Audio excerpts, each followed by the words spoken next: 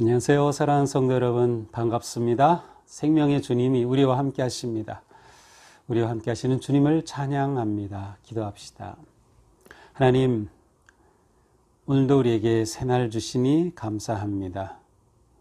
오늘도 저희들을 말씀 앞으로 초청하여 주시니 감사합니다. 오늘도 말씀으로 우리의 삶이 아름답고 거룩하고 의미 있는 복된 삶 될 수 있도록 말씀을 통하여 깨우쳐 주시옵소서. 예수님 이름으로 기도합니다. 아멘. 네, 오늘 말씀은 창세기 50장 15절에서 26절까지입니다. 요셉의 형들이 그의 아버지가 죽었음을 보고 말하되 요셉이 혹시 우리를 미워하여 우리가 그에게 행한 모든 악을 다 갚지는 아니할까 하고 요셉에게 말을 전하여 이르되 당신의 아버지가 돌아가시기 전에 명령하여 이르시기를 너희는 이같이 요셉에게 이르라 내 형들이 내게 악을 행하였을지라도 이제 바라건대 그들의 허물과 죄를 용서하라 하셨나니 당신 아버지의 하나님의 종들인 우리 죄를 이제 용서하소서 하매 요셉이 그들이 그에게 하는 말을 들을 때에 울었더라. 그의 형들이 또 친히 와서 요셉의 앞에 엎드려 이르되 우리는 당신의 종들이니이다. 요셉이 그들에게 이르되 두려워하지 마소서 내가 다 하나님을 대신하리이까. 당신들은 나를 해하려 하였으나 하나님은 그것을 선으로 바꾸사 오늘과 같이 많은 백성의 생명을 구원하게 하시려 하셨나니 당신들은 두려워하지 마소서 내가 당신들과 당신들의 자녀를 기르리이다 하고 그들을 간곡한 말로 위로하였더라. 요셉이 그의 아버지의 가족과 함께 애굽에 거주하여 110세를 살며 에브라임의 자손 3대를 보았으며 므낫세의 아들 마길의 아들들도 요셉의 스라에서 양육되었더라. 요셉이 그의 형제들에게 이르되 나는 죽을 것이나 하나님이 당신들을 돌보시고 당신들을 이 땅에서 인도하여 내사 아브라함과 이삭과 야곱에게 맹세하신 땅에 이르게 하시리라 하고 요셉이 또 이스라엘 자손에게 맹세하여 이르기를 하나님이 반드시 당신들을 돌보시리니 당신들은 여기서 내 해골을 메고 올라가겠다 하라 하였더라. 요셉이 110세의 죽음에 그들이 그의 몸에 향재료를 넣고 애굽에서 입관하였더라. 아멘.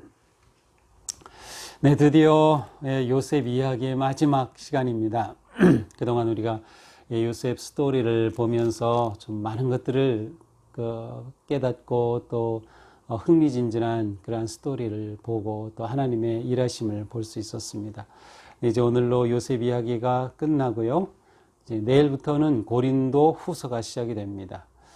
또 새로운 책을 보게 되는데 오늘 마지막 요셉의 이야기의 결론을 보도록 하겠습니다.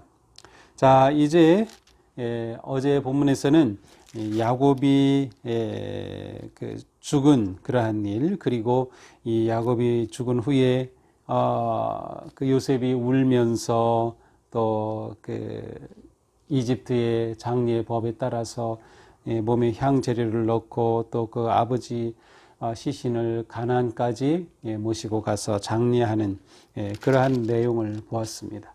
자, 이후에 형들이 요셉에게 찾아옵니다. 왜냐하면 그들은 이제 아버지가 죽었으니 요셉이 우리에게 보복하지 않을까 하는 그러한 두려움에 사로잡힌 겁니다. 그래서 혹시 우리를 미워하여 우리가 행한 일에 모든 일에 악을 다 갚지 아니할까. 그들이 요셉에게 악을 행했다는 것을 이 형들은 알고 있죠. 그래서 요셉이 이것을 보복하면 어떻게 할까 염려가 되었습니다. 그래서 요셉을 찾아갑니다. 그리고 말하죠. 아버님이 돌아가시기 전에 이렇게 말씀하셨습니다. 내 형들이 내게 악을 행하였을지라도 이제 바라건대 그들의 허물과 죄를 용서하라 하셨습니다. 이제 당신의 아버지의 하나님의 종들인 우리 죄를 용서하소서. 자, 내용은 조금 어색합니다. 왜냐하면 정말로 야곱이 그 요셉에게 내 형들을 용서하라라는 그런 말을 하려고 했다면 요셉에게 직접 말할 것이지 왜 형들에게 시켜서 요셉에게 그렇게 이르라고 하였을까요? 그래서 그 점이 좀 어색하긴 합니다. 하지만 저는 이것이 어쨌든 사실이라고 하는 편으로 생각합니다. 그래서 어떤 분들은 이것은 형들이 꾸며낸 얘기가 아니냐 이렇게 보기도 합니다. 그들이 워낙 두려움에 사로잡히니까 자, 요셉에게 와서 아버지가 이렇게 하더라고 좀 일을 꾸며서 이야기하자. 그러나 형들이 이렇게 일을 꾸몄다고까지는 생각하지 않아요. 왜냐하면 너무도 중요한 문제였기 때문이죠. 그래서 어쨌든 그들은 요셉을 찾아갑니다. 그래서 아버지가 용서하라고 하셨습니다. 그러니 이제 우리 죄를 용서해 주십시오. 요셉이 그 말을 듣고 웁니다. 요셉 참 우는 사람이죠. 눈물이 많은 그런 사람인 것 같아요. 눈물 많은 사람은 참 괜찮은 사람입니다. 남자도 눈물 많으면 좋습니다. 요셉이 왜 울었을까요? 아마 아버지가 이런 말을 남겼습니다라는 그 말을 듣고서 울컥했을 것 같기도 하고요. 또 하나는 나는 이미 형들을 용서해 줬는데 형들은 아직도 그 문제 때문에 그렇게 두려워하고 있었군요. 나를 그렇게 믿지 못했군요 하는 어떠한 그 아쉬움, 형들의 그 두려움에 대한 생각으로 울었을 것 같습니다. 자, 요셉이 이렇게 말하죠. 두려워하지 마소서. 내가 하나님을 대신하리까. 자, 두려워하지 마소서. 이 말은 21절에도 또 반복됩니다. 당신들은 두려워하지 마소서. 그러니까 지금 이 형들이 요셉을 찾았을 때 그들의 그 모습이나 표정이나 어투가 어떠했는지를 우리가 짐작할 수 있어요. 근데 요셉의 말은 두려워하지 마세요. 내가 하나님을 대신하겠습니까? 무슨 뜻입니까?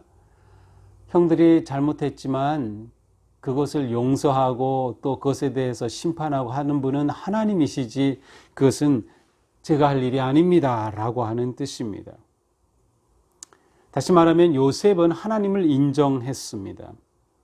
그리고 하나님께서 이 모든 일에서 섭리하시고 일하심을 요셉은 신뢰했습니다. 이것이 요셉의 아주 중요한 가장 핵심적인 신앙입니다. 하나님의 섭리를, 하나님의 일하심을 끝까지 신뢰하는 것이죠.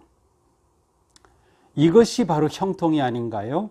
요셉의 인생에서 우리는 형통한 인생, 형통을 보면 좋겠다고 했는데 형통한 인생이란 무엇일까요? 하나님의 섭리를 신뢰하고 하나님의 뜻이 이루어지는 인생이 형통한 인생.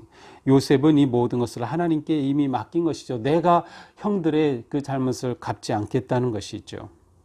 하나님께서는 오히려 이러한 일을 통해서 하나님의 위대하신 일을 이루어 가셨다고 이미 고백한 적이 있어요. 그 창세기 45장 5절에 보면 요셉이 형들을 만났을 때 우리 생명을 구하려고 하나님께서 나를 먼저 보내신 것입니다. 이미 요셉은 그런 말을 한 적이 있습니다. 문득 그 로마서 8장 28절의 말씀이 떠오르죠. 하나님을 사랑하는 사람들 곧 그 뜻대로 부르심을 받은 사람들에게는 모든 일이 협력하여 선을 이룬다는 말씀. 모든 일입니다. 여기에는 정말 좋은 일, 나쁜 일, 모든 일이 하나님의 사랑 안에 있고 뜻대로 부르심을 받은 사람들에게는 결국 선을 이룬다. 하나님께서는 이 모든 것을 만져가신다는 거예요. 그러니 하나님께 자기는 다 맡겼다. 형들 두려워하지 마세요. 내가 왜 보복을 합니까? 그러면서 20절입니다. 이번 달의 요절 말씀입니다. 당신들은 나를 헤아려 하였으나 하나님은 그것을 선으로 바꾸사 오늘과 같이 많은 백성의 생명을 구원하게 하셨나이다. 그렇습니다. 이것이 요셉 신앙의 정수입니다. 그렇습니다. 당신들은 나를 헤아려 하였으나 요셉은 형들의 잘못을 그럴만하죠. 그렇게 하죠. 그냥 직접적으로 말합니다. 형들은 나를 헤아려 하였습니다. 그러나 하나님께서는 그것을 선으로 바꾸시는 분이십니다. 요셉이 믿고 의지하고 따랐던 하나님, 그 하나님은 모든 일들을 선으로 바꾸실 수 있는 분. 그래서 내게 무슨 일이 일어나더라도 하나님은 이것을 통하여도 선을 이루어 가실 거야. 그래서 그가 감옥에 던져졌을 때에도 보디발의 아내의 모함을 받았을 때에도 형들에게 팔려갈 그때에도 그는 하나님을 신뢰했던 거죠.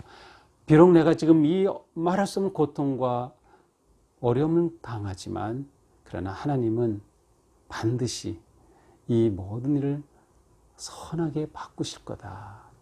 우리에게 이 믿음이 지금 절실하게 필요합니다. 코로나의 어려움 가운데 우리가 처해 있습니다. 우리는 절망하기 쉽고 낙담하기 쉽고 이제 두려움이 점점 엄습해오죠. 그런데 이때 우리가 하나님을 신뢰해야 할 때입니다. 하나님께서는 이 모든 위기와 어려움과 힘든 이 모든 상황을 선으로 바꾸실 거다. 선으로 바꾸실 거다. 그 시간은 하나님께 있고 우리는 그 하나님을 끝까지 의지하고 신뢰하는 거죠. 그리고 그렇게 우리 모두가 나아갈 수 있도록 서로 격려하며 잡아줘야 되는 겁니다. 우리 끝까지 하나님을 신뢰하자. 하나님은 선으로 이 모든 것을 바꾸실 거야. 우리가 이 요셉 믿음을 우리가 아주 확실하게 잡고 나아가야 할 것입니다.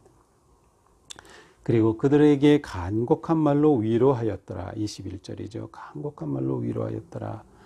요셉은 그들에게 용서를 선포하였습니다. 사실 가만히 보면 형들은 그들이 그렇게 잘못됐다는 것을 알고 있었지만 요셉에게 와서 우리를 용서해 주세요라고 용서를 말한 적이 없어요. 자신들의 잘못을 요셉 앞에서 인정하고 용서를 구한 적이 없어요. 지금 와서 이제 용서를 구했던 것이죠. 그러나 요셉은 이미 용서하였고 그리고 그 형들을 요셉이 오히려 위로하고 있습니다. 이제 뒤 이어지는 말씀은 요셉의 죽음입니다. 이제 요셉이 110세에 죽게 되죠. 그리고 3대에 걸쳐서 이제 자손들을 보게 되고요. 그리고 한 가지 부탁을 하죠. 25절입니다. 하나님이 반드시 당신들을 돌보실 거다. 그러니 여기서 내 해골을 메고 올라가겠다고 약속해라. 야곱처럼 요셉도 자신이 죽으면 자신의 시신을 메고 가나안으로 갈 것을 부탁합니다. 그것은 이미 야곱을 통해서 우리가 가야 할 곳이 어디인지 제가 본향이란 말씀을 드렸는데 요셉도 내가 가야 할 곳이 어디인지 결국 이스라엘 민족이 궁극적으로 가야 할 곳은 하나님이 아브라함 때부터 약속하여 주신 그 땅 가나안입니다. 바로 그것을 향해 갈 것을 요셉은 바라보고 있었던 것이죠. 그래서 그곳으로 갈 때에 내 해골을 메고 올라가라 라고 말합니다. 그리고 110세에 이제 세상을 떠나게 되죠. 이렇게 하여서 요셉의 이야기가 끝나고 요셉의 이야기가 끝나는 것은 창세기의 족장 이야기가 끝나는 것입니다. 족장 시대는 이제 막을 내렸습니다. 이후에 일어나는 일은 340년쯤 후에 일어날 일이 출애굽기로 시작이 됩니다. 그러니까 요셉이 죽음으로부터 약 340년쯤 후에 이제 출애굽의 사건이 있게 되죠. 그 중간에 무슨 일이 있었는지는 성경의 역사적 기록으로는 나오지 않습니다. 단지 그들의 상황이 완전히 바뀌어서 이집트의 노예로 전락했다는 것 외에는 우리가 알 수 없죠. 자, 오늘 말씀을 보면서 우리가 이미 보았지만 우리는 하나님의 섭리하심을 끝까지 신뢰하자. 우리는 하나님의 사랑받는 자녀들이기 때문에 하나님께서는 우리의 모든 것을 선으로 바꾸실 수 있는 분이시다. 그리고 용서의 삶이 얼마나 아름다운 것인가. 형통의 삶과 용서의 삶은 떼어놓을 수 없다는 것이에요. 만약 요셉이 형들을 용서하지 못하고 끝까지 그 상처에 사로잡혀 있었다면 그 요셉의 인생을 형통하다고 볼 수 있을까요? 아닙니다. 우리에게 상처 주고 아픔을 준 것들이 많이 있습니다. 상처 없는 사람이 어디 있겠어요? 어떤 것은 정말 모욕적인 경험을 당하기도 하고 어려움이 있어. 그러나 내가 그 상처를 부둥켜 안고 용서로 나가지 못한다면 그것이 내 인생을 불행하게 합니다. 내 마음을 힘들게 하고요. 그래서 용서는 형통한 인생을 완성해가는 매우 중요한 결단입니다. 그리고 용서한다는 것은 예수님을 닮는 것입니다. 예수님께서 우리의 모든 죄를 다 사하여 주셨습니다. 우리가 형제 자매의 죄를 사하여 주는 것은 마땅한 것이죠. 이것이 우리가 살아가는 믿음의 삶이 아닐까요? 우리가 한 발 더 나아가 용서할 수 있다면 우리의 삶은 한 걸음 더 형통한 인생에 다가서는 것이죠. 우리 삶이 하나님께 있음을 바라보며 또 하나님께서 우리 모든 어려움을 바꾸심을 신뢰하며 또 모든 관계 속에서 용서를 선포하는 삶. 네, 이러한 삶으로 나아갈 때 우리도 요셉과 같은 형통한 인생으로 승리하게 될 줄로 믿습니다. 당신들은 나를 헤아려 하였으나, 코로나는 나를 헤아려 하였으나 하나님은 그것을 선으로 바꾸사 오늘과 같이 많은 백성의 생명을 구원하게 하셨나이다. 이것이 우리의 진정한 믿음의 고백이 될 수 있기를 주님의 이름으로 축복합니다. 기도합시다. 하나님, 그동안 요셉의 이야기를 통하여서 하나님의 마음을 알게 하시고 또 우리의 나아갈 삶의 길을 보게 하여 주신 하나님 감사합니다. 원하건대 우리 사랑하는 성도님들 삶을, 가정을 요셉처럼 형통한 길로 인도하여 주시옵소서. 우리가 지금 어려움과 위기 가운데 있는데 하나님 돌보시고 이 모든 것들을 선으로 바꿔주시고 좋은 일로 바꿔주시옵소서. 우리가 그 하나님을 신뢰하며 끝까지 인내하고 나아가겠습니다. 주님 잡아주시옵소서. 예수님 이름으로 기도합니다. 아멘. 네, 내일부터는 고린도후서가 시작이 되고요. 이번 주 토요일입니다. 26일 오후 3시에 말씀 탐구 생활 고린도후서 강의가 있습니다. 네, 이제 고린도후서가 어떤 책인지 전체적으로 잘 풀이해주는 그러한 좋은 시간입니다. 그래서 오후 3시에 문자가 갈 거고요. 예, 우리 동수교회 TV 그 유튜브에 들어오시면 그 말씀 탐구 고린도후서 강의 영상을 보실 수 있습니다. 네, 고린도후서를 통해서도 우리가 계속해서 은혜 받는 그런 삶 되기를 바라고요. 우리 성도님들 담대하게 용기 백배하여서 우리 코로나 이겨내며 승리하기를 축복합니다. 사랑합니다. 계속 시청해 주시고 함께 해주셔서 너무 힘이 되고 감사합니다.